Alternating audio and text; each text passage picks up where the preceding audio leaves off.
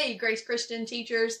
So my name is Holly Davis, and I am going to share with you guys about bullying and how you can teach some skills to your kiddos in your amazing school. Oh golly, I just loved coming and chatting to your kiddos. They're one of a kind. You have a one of a kind setting there. I'm so proud of y'all. Keep up the great work. So today I'm going to talk to you about some bullying strategies. Okay, so things that you can plug in, take home with you today, and make it your own in your classroom, in your setting. So the bad news is, I was a preschool teacher for 8 years, and now we're going to talk about preschool setting and twist it and turn it and make it fit and applicable to your students, freshman grade students. It's going to be quite a task, but I know we can do it. So I taught preschool for 8 years, and then I started teaching social-emotional skills to kiddos, and I fell in love with teaching those skills to their parents. What I was seeing is these kiddos were coming to school with these huge emotions, not knowing how to handle them, and not seeing that appropriate modeling at home, and coming to school and just being so confused. So what I did was, those skills that I was teaching the kiddos, I taught to their parents in their way that they could use at their house. All right, I said all that to say this. When I was teaching the parents, what we would do is we would have a wish well board in the classroom. This was a way to kind of do attendance, I guess, a little bit. So every kid's name was on the outside of this little pan, and if somebody was absent, we put their name in the middle, and it was super sweet. We talked about, oh no, I wonder where Lisa is. Oh, where is she? Wonder if she's sick, blah, blah, blah. And then we would put our hands on our heart and we would sing a little song like this. We wish you well, all through the day today. We wish you well. And we would send her love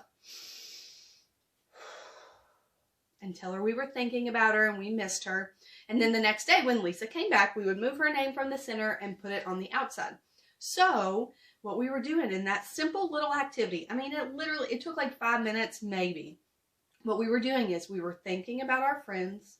We were building that family relationship. Essentially, we were pretty much praying for the kiddos without even saying, you know, we're praying for you, blah, blah, blah. Because we were in a public school setting. Now, you can do that, I suppose. I guess that's okay. If you can, that's wonderful. But anyway, so the other kids that were there, they were thinking about Lisa or whoever the kiddo is that's not there, and they were visualizing her. We were thinking about her, wondering what was wrong, and then when she came back, we were expressing that we missed her. So first of all, it was great for everybody, but especially the kids that were absent and they came back and they felt missed, right? So I took that little activity that I did in the classroom and I did it with the families. So the families would come in, we would feed them, kids would go play, and then I would talk to the parents. And before we would get started, I told the parents, I said, here's a Post-it note. I want you to write down everything or anything that's bothering you, something that's like weighing on your shoulders, that's got you worried, or whatever it is that's really gonna got you down. Write it on that Post-it note, and you're gonna put it, I had this little box here. This is my well wishes safekeeping box. Okay, it's safe here. I'm not gonna share this stuff with anybody. You don't have to write your name on it.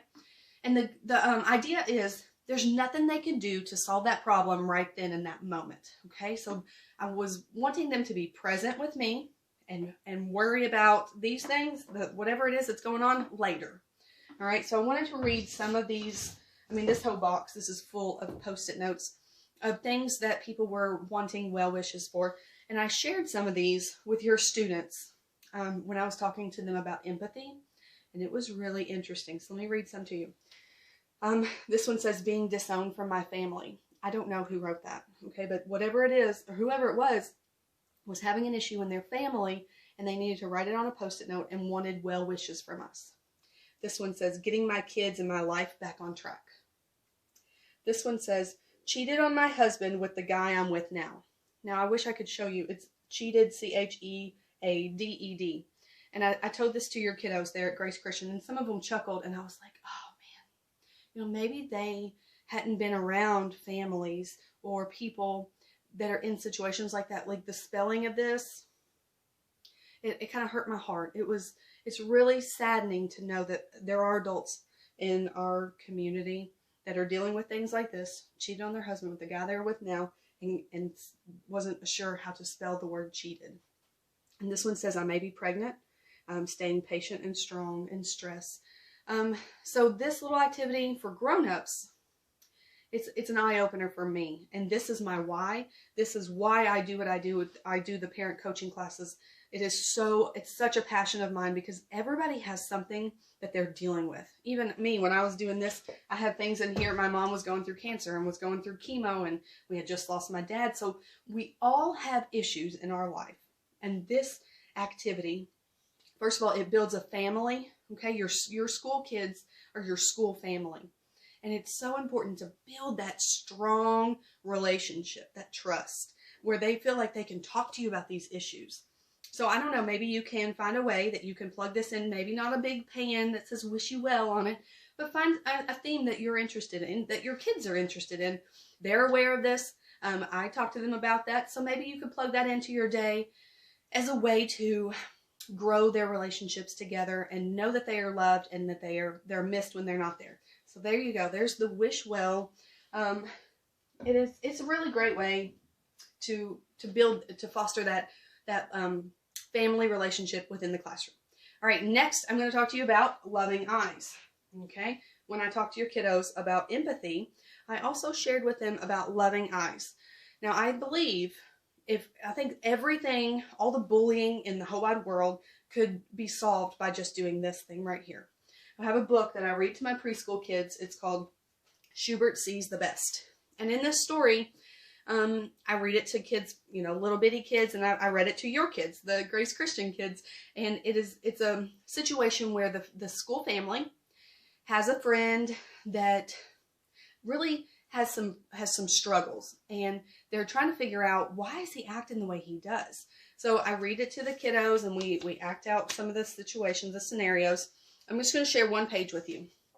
Okay, so this is Schubert, and he's trying to figure out why everybody's mean to this kid named Crenshaw. All right, so he's asking this Etta, the earthworm, and he says, Etta, why do you make fun of Crenshaw? And Etta says that he blurts out answers, and she doesn't like it. She can't think with him yelling. He never raises his hand, and blah, blah, blah. It really annoys her. So she calls him bad names. So Schubert puts on his heart-shaped glasses, and he says, maybe answers pop into his head faster than he can put his hand up. Etta puts on the heart-shaped glasses, and she says, I see. He has trouble remembering to raise his hand. I can help by raising my hand. I would rather be helpful than hurtful. All right, and so he goes into other situations where this guy, he says that Crenshaw yanks things out of his hand, and Schubert says, well, maybe he just doesn't know how to ask. Okay, you guys, this whole book is pretty much, it's a summary of the iceberg. I mean, you've heard of that, right?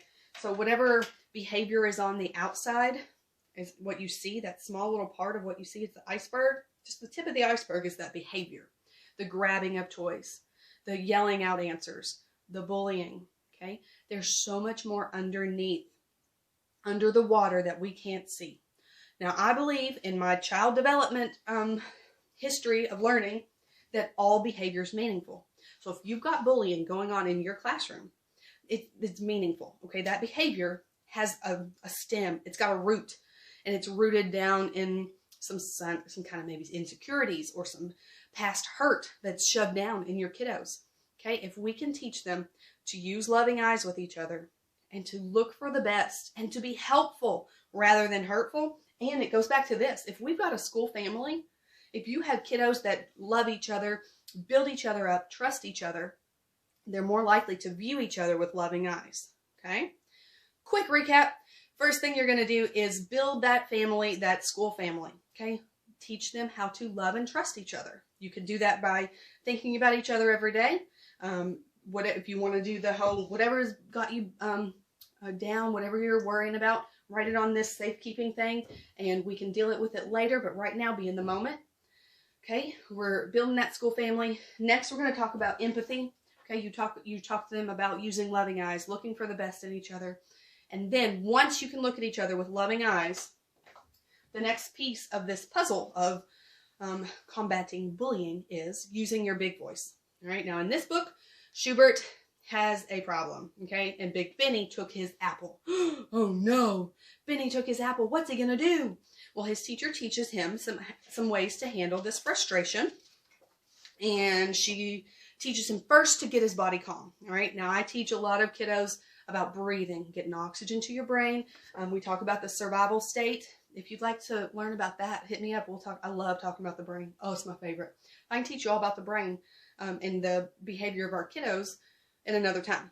Okay, so she's calmed his body down and she's taught him. She says, Schubert, did you like it when he pushed you? Okay, that's what I did in the classroom all the time with preschoolers. Out on the playground, y'all like tattling? Y'all probably don't do tattling very much. I don't know. But anyway, a kid would come and tattle to me and I would say, oh no, did you like it? And they're going to say, no, I didn't. And then I'm going to teach them the words to say. I'm going to say, Susie, go tell Johnny I don't like it when you push me. Okay, and that's what this teacher's doing. She said, Schubert, I want you to go over to Benny and say, I don't like it when you push me. Give me back my apple. Okay, so she's preparing him. First, he's calm.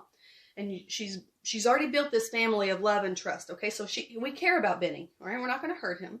We want to get our apple back in a firm yet loving way. All right, now what if Schubert goes up to Benny and says, I don't like it when you push me. Give me back my apple. It's probably not going to work. Probably not going to be that helpful. Opposite, what if Schubert goes up and says, I don't like it when you push me, give me back my apple. Also not going to be helpful. So she teaches him and practices the ways to say it and blah, blah, blah. So look, she's saying, make your voice match mine. I don't like it when you push me, give me back my apple. The grass is green, the sky is blue, give me back my apple. Don't talk to me that way. Whatever it is, situation, I don't know high school situations. Like, I will get there soon. My daughter's 9. I'm not there yet. So he's building up the bravery, the courage to walk over to him.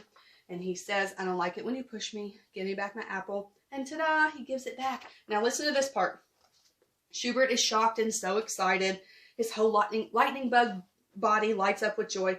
Wow, my words have power. You guys, do you want to teach your kiddos that your words have power? They do. Because we have the ability to teach people how to treat us.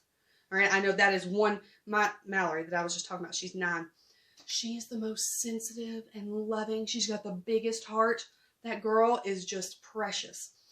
I worry that she'll be a follower, that she'll just slide right in and do along with her peers because she doesn't want to hurt anybody's feelings. You better believe this mama is teaching her to use her big voice.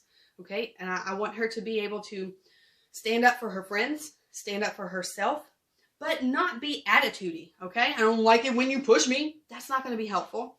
We've got to say what we mean, just don't say it mean. That's one of my favorites. I love that. You guys, say what you mean, just don't say it mean, all right? Alrighty, now I believe I've covered everything. The gist of this is, it's all about relationships. Cooperation is going to follow connections. Does that make sense? When your kiddos cooperate with each other and you want them to cooperate with each other, and that's going to follow when they are connected to each other and they're connected to you. I recommend that you work really hard on building that relationship with your kiddos. Okay?